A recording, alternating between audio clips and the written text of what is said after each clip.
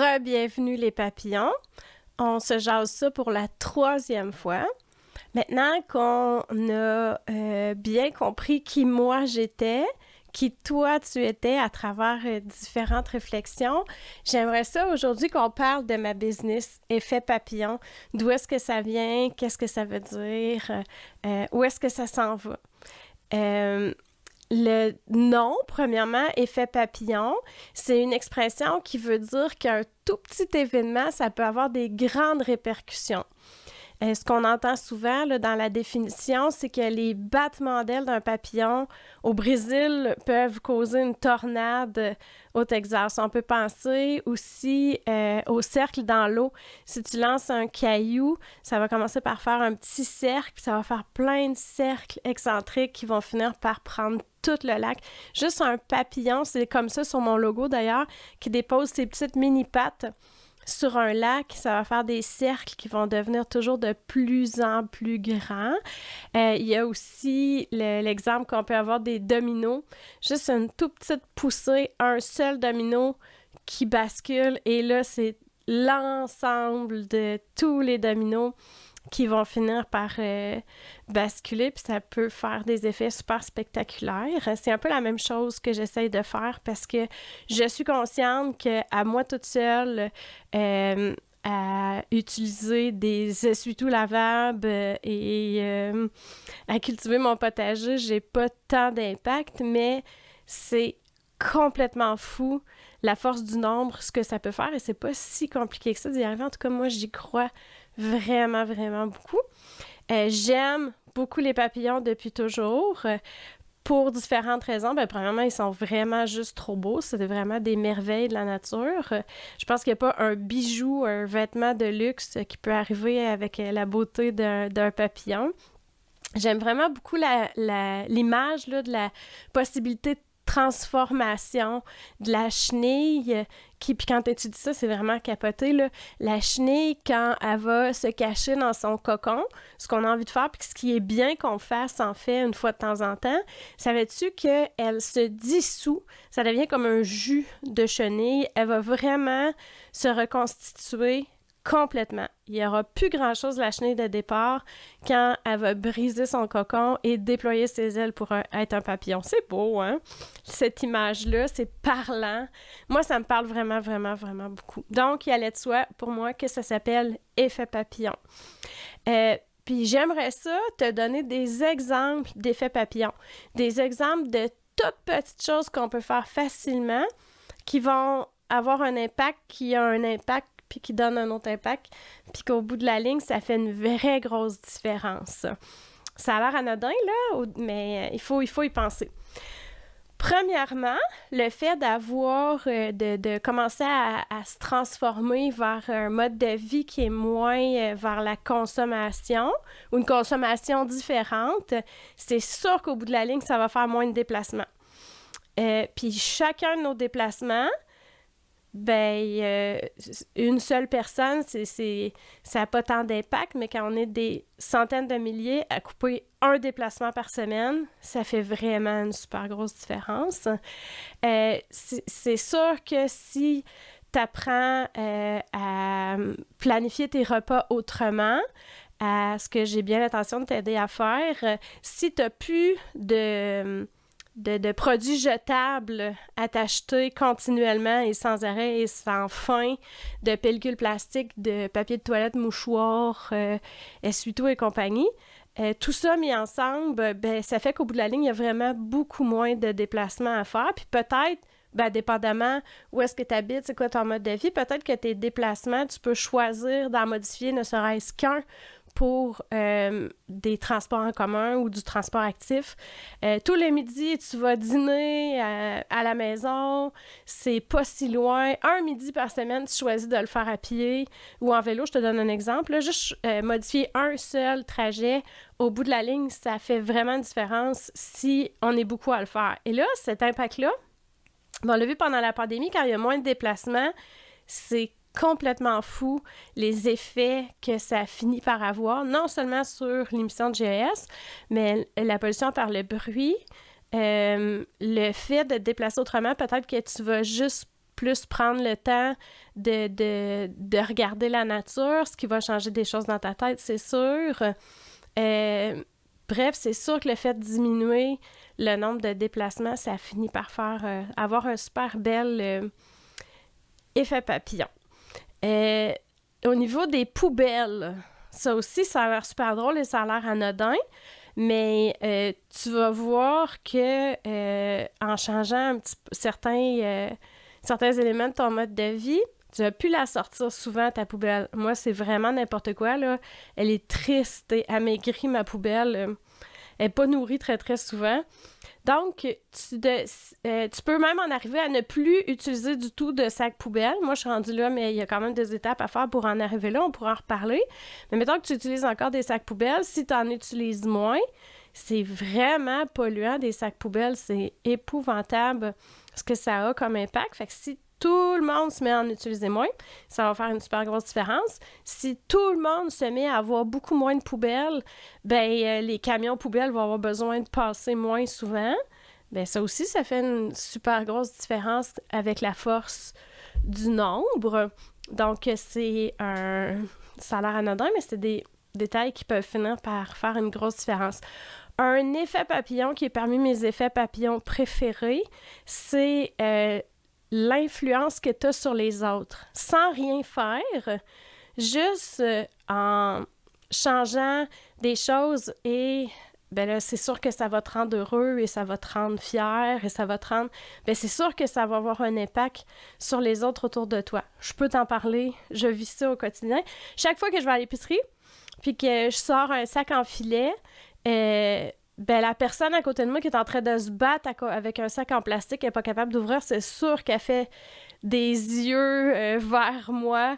Puis, est-ce qu'elle trouve que franchement j'exagère ou il y a un petit peu de peut-être que je devrais faire ça moi aussi.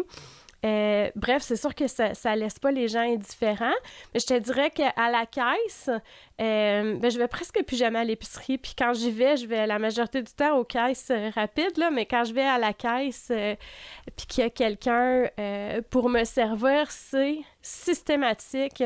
« Ah, sont donc bien beaux vos sacs, madame! » C'est tout le temps comme ça, à chaque fois. Puis, quand je reçois à souper aussi, moi, je m'amuse, j'ai vraiment du plaisir à faire des super belles tables, là, avoir la serviette de table qui fit avec l'événement, qui fit avec... Puis là, je vais plier pour que ce soit cute, puis je prends beaucoup de plaisir à faire ça. Puis, c'est sûr qu'à chaque fois que les gens viennent manger chez nous, ils repartent puis ils veulent des serviettes de table, là. Ils apprécient, puis c'est ça, ils trouvent ça... c'est agréable aussi, une serviette de table en tissu, là, c'est vraiment beaucoup plus agréable qu'une serviette de table en papier. Bref, ça a un effet papillon quand je reçois à souper. Quand je reçois à la maison des gens que c'est la première fois qu'ils viennent aussi, c'est toujours... c'est un classique, l'histoire. À chaque fois la première fois qu'ils vont faire pipi, moi j'ai un bidet. Je mets toujours du papier de toilette en papier quand je reçois des gens parce que je veux que les gens soient super à l'aise, puis il n'y a pas de problème. Mais il y a toujours quelqu'un qui essaye le bidet sans être assis dessus puis que ça revole au plafond, puis ou qui essaye le bidet assis dessus puis qu'on entend un « wouhou » qui vient de la salle de bain et que là, tout le monde part à rire. Bref, peu importe ce que tu fais, c'est sûr que ça influence les gens autour de toi. Puis on n'a pas de leçon à donner. Il y a pas, c'est juste positivement, puis dans le plaisir. C'est super agréable de sentir qu'on influence les gens. Il faut penser... Moi, je pense toujours, si tout le monde faisait comme moi. C'est toujours une question, je devrais-tu faire ça ou je devrais pas le faire? Souvent, une façon de répondre à ça, je me demande si tout le monde faisait comme moi. Ça aurait quoi comme impact? Par exemple, si tout le monde arrêtait en même temps d'utiliser de la pellicule plastique.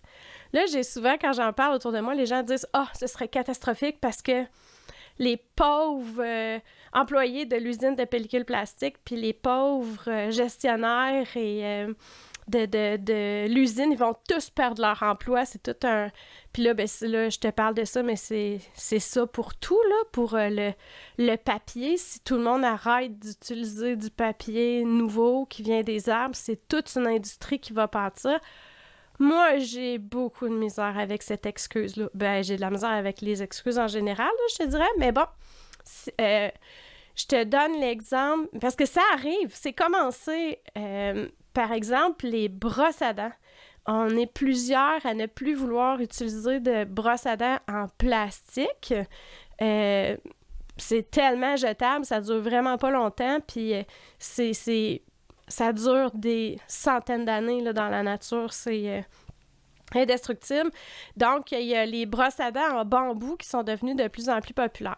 Ben, j'ai été vraiment agréablement surprise de voir que Colgate offre maintenant des brosses à dents en bambou. Moi, je suis plus portée à acheter québécois, là, que de plus petites entreprises que de grosses entreprises. Mais bon, c'est donc dire qu'il commence à y avoir de plus en plus de gens qui ont cette demande-là. Bien, ça a un effet.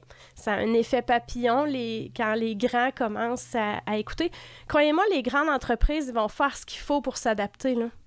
Ils ont un département de recherche et développement qui, au lieu de mettre son argent puis ses ressources sur le développement de nouveaux produits qui sont moins écologiques, ils vont faire des efforts. Le déodorant secret, moi, je le fais, mon déo, mais comme par curiosité, j'ai vu... C'est-tu secret ou... Ouais, je pense que oui. Qui offre un déo... le tube est en carton, parce que encore une fois, y a-tu quelque chose d'assez épouvantable que c'est des déos, on en passe-tu, hein, des déodorants en plastique, puis il y a plus de plastique que de déodorant dans un tube, là. Donc, il est en carton. Pour vrai, j'ai pas tripé sur la qualité, là, voyons, du produit. L'efficacité, je te dirais que celui que je fais maison, je le trouve plus efficace que celui-là. Il sent super bon, mais tu sais, moi, je pense que c'est un bon exemple de si tout le monde fait ça, oui, ça va avoir un impact. Absolument que ça va avoir un impact. Donc, si tout le monde arrête d'acheter des sacs à collation en plastique, ben c'est sûr que ça va avoir un impact. Puis au bout de la ligne, ben il va en avoir des propositions aussi accessibles, puis aussi, ça va être bien moins compliqué d'aller vers des produits écologiques parce que les entreprises vont se forcer à en produire. C'est un effet papillon. J'ai souvent ce commentaire-là pour la viande. Ah ben là, si tout le monde arrête de manger de la viande en même temps, là, pauvres entreprises agricoles, ils vont...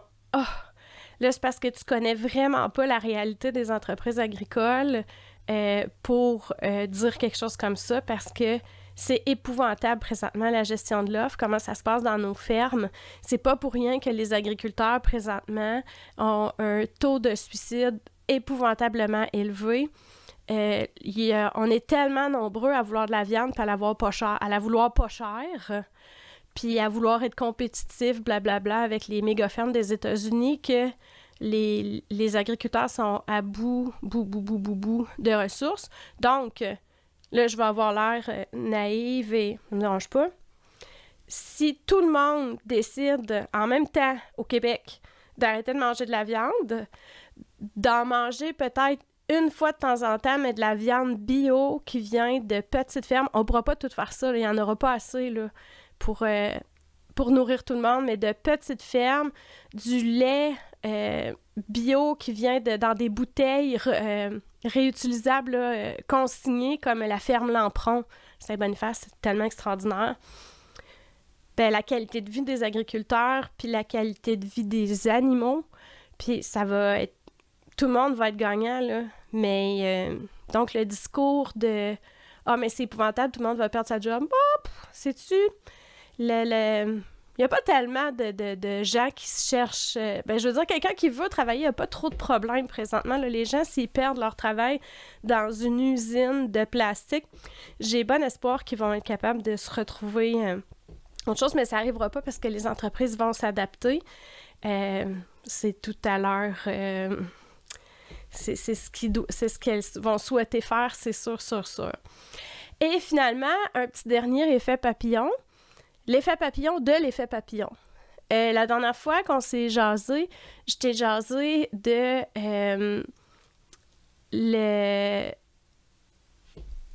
J'ai vraiment un blanc. de l'activité... Ah, je m'en souviens ce que je voulais dire. Du lien entre l'activité physique et la transition écologique.